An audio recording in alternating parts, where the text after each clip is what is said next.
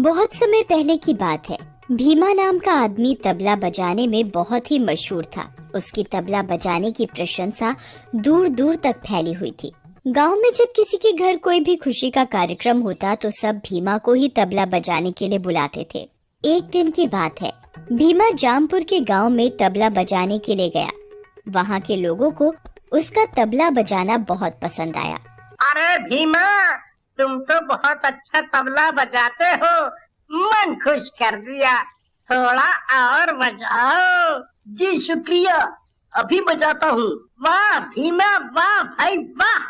सब लोग खुशी से भीमा को पैसे देते हैं। भीमा खुश होते हुए सभी गांव वालों से पैसे ले लेता है और बहुत खुश होता है। आज तो तबला बजाकर बहुत ही अच्छी कमाई हो गई। घर जाकर ये सारे पैसे राधा को दूंगा, वो बहुत ही खुश होगी। घर पहुंचकर, राधा, ये लो आज की कमाई। इतने सारे पैसे, अब तो हम जल्दी ही अमीर बन जाएंगे। हाँ हाँ जरूर। सबसे पहले तुम मेरे लिए सोने के कंगन बनवाना। मेरा सोने के कंगन पहनने का बहुत मन है। अच्छा बाबा, जो तुम्हारा मन हो वो बनवा लेना। और अगली सुबह भीमा फिर पास के गांव में तबला बजाने के लिए जाता है। वो गांव जाकर तबला बजाता है। सभी लोग उसके तबले की तारीफ करते हैं और उसे अच्छे खासे पैसे देते हैं। तभी गांव का मुखिया भीमा को बुलाता है। भीमा, कल मेरे घर मेरी इकलौती बेटी नीता की शादी है और तुम्हें उसकी शादी में तबला बजाना है। जी मालिक, जरूर बजाऊंगा।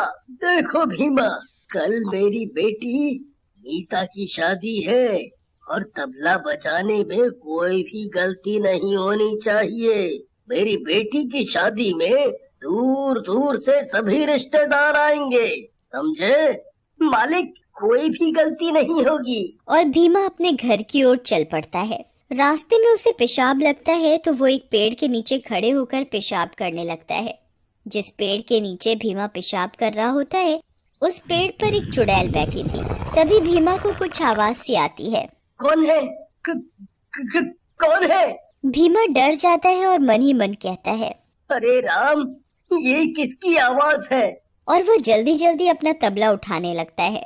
तभी उसके सामने एक चुड़ैल आ जाती है।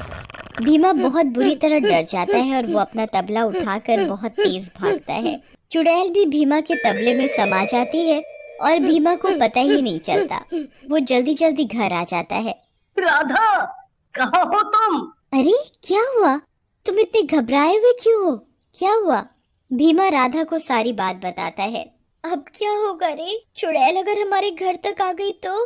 तुम डरो मत, ऐसा कुछ नहीं होगा।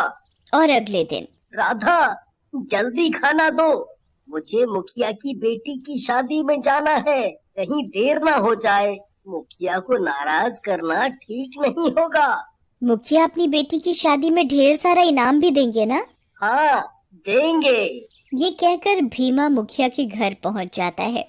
मुखिया के घर बहुत से रिश्तेदार आए हुए थे। बहुत ही सुंदर सजावट हो रही थी। सब लोग मुखिया के घर शादी में आए हुए थे। घर में हंसी खुशी का माहौल था। भीमा, तुम तबला बजाना शुरू करो। जी मुखिया जी। तभी अचानक मुखिया के घर से चीखने की आवाज आती है। सभी लोग घर के अंदर भागते हैं तो सबकी आंखें फटी की फटी रह जाती हैं। मुखिया की बेटी अपने दोनों कानों पर हाथ रखे हुए थी और जोर जोर से रो रही थी। भीमा के तबले की आवाज मुखिया की बेटी के कानों में बहुत जोरों की लग रही थी। वो जोर जोर से चिल्ला रही थी, बंद करो, बंद करो। तभी मुझे कुछ सुनाई नहीं दे रहा और उसे एक चुड़ैल दिखाई देती है। चुड़ैल को देखकर मुखिया की बेटी की चीख निकल जाती है। चुड़ैल उसके दोनों कान बहरे कर देती है। हाय मेरी बेटी, तुझे ये क्या हुआ? मेरी बेटी, बेटी। मुखिया अपनी बेटी की ऐसी हालत देखकर बहुत दुखी होता है और मुखिया जोर जोर से रोने लगता है। मुखिया के घर खुशी का माहौल मातम में बदल जाता है। और अगले दिन, भीमा भाई, घर पर हो क्या? अरे सत्तू, कैसे आना हुआ? और तुम कैसे हो? बढ़िया हूँ। कल मेरे बेटे का जन्मदिन है और तुम्हें उसके जन्मदिन में तबला बजाना है। तुम आओगे ना? हाँ हाँ, क्यों नहीं, जरूर बजाऊंगा। तो ठीक है, कल शाम को समय पर पहुंच जाना। ठीक है।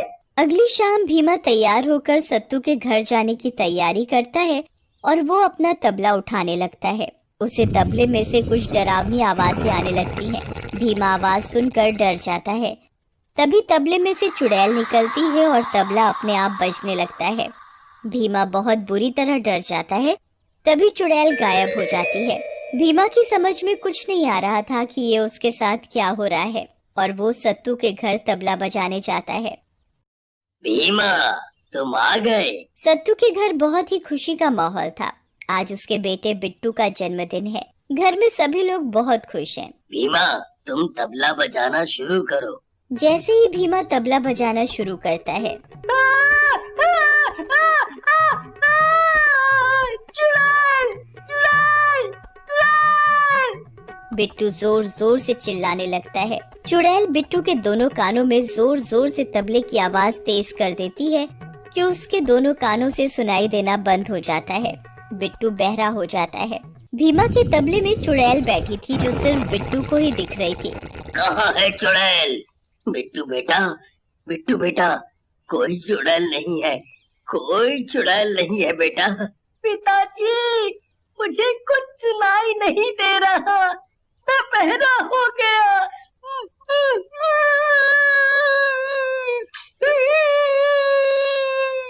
बिट्टू का जन्मदिन दुख में बदल जाता है। हाय मेरा बिट्टू, तुझे क्या हो गया? अभी तो सब कितना ठीक था।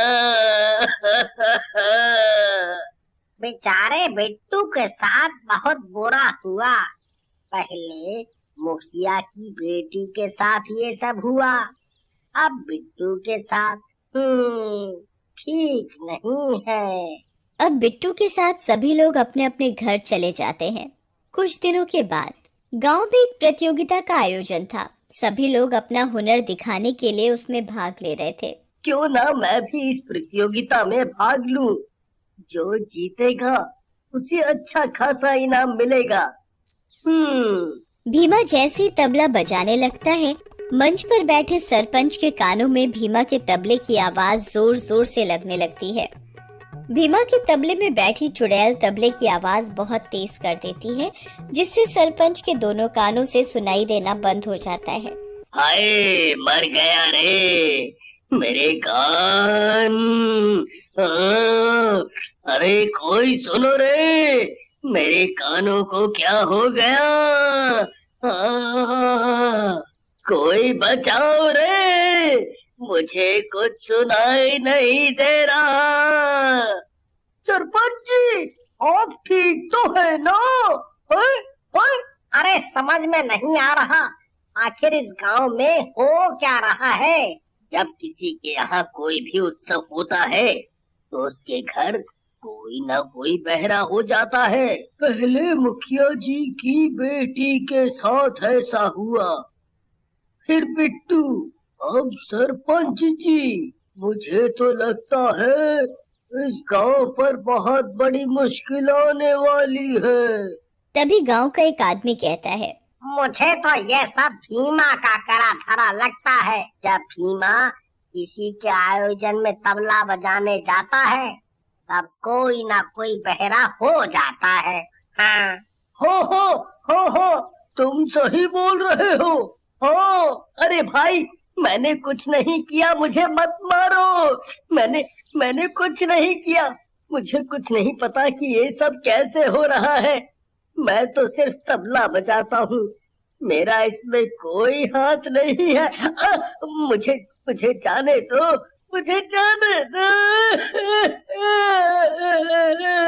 मुझे जाने दो। भीमा जोर जोर से रोने लगता है और भीमा के हाथ से गांव के लोग तबला छीनने लगते हैं। तभी उसमें से एक चुड़ैल निकलती है। चुड़ैल, चुड़ैल, भागो रे भागो, अरे चुड़ैल है। गांव के सभी लोग चुड़ैल को देखकर बहुत बुरी तरह डर जाते हैं।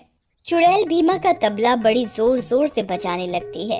अरे मेरे कान, ये चुड़ैल तो मुझे ही मार डालेगी। कोई रोको इस चुड़ैल को, मर गया रे। ये तो मुझे बहरा करके ही छोड़ेगी। चुड़ैल और जोर से बजाने लगती है। अरे ये चुड़ैल तो हम सबको बहरा कर देगी, कुछ करो। तभी एक आदमी हिम्मत जुटाकर चुड़ैल से तबला छीनने की कोशिश करता है, तो चुड़ैल उसका गला पकड़कर दूर फेंक देती है। तभी एक आदमी एक तांत्रिक को बुलाकर लाता है और उसे तबले की चुड़ैल के बारे में सारी बात बताता है। तांत्रिक कुछ देर आंख बंद कर चुपचाप खड़ा हो जाता है। वो अपने हाथ में कुछ भस्म लेकर मंत्र पढ़ता है और वो भस्म लेकर तबले के ऊपर फेंकता है तो तबला जलकर भस्म हो जाता है, तो चुड़ैल भी जलकर मर जाती है।